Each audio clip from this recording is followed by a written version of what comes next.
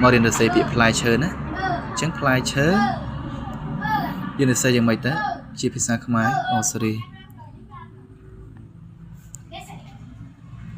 ផ្លែ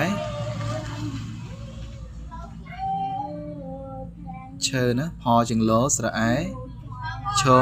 ស្រអើផ្លែឈើអញ្ចឹងផ្លែឈើអង់គ្លេសថាយ៉ាងម៉េចទៅអង់គ្លេសថា fruit ណា fruit f o u i t fruit ចាស់ចិនគេអានថាម៉េចសួយកស្អីយ៉ាងម៉េចទៅ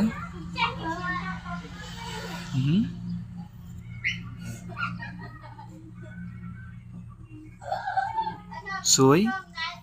សុំទោសផងសារខ្ញុំពិបាកក្នុងការសរសេរនៅទីនេះទើបតែរៀនទើបតែ download មកប្រើទេណាយ៉ាអញ្ចឹងមកសួយក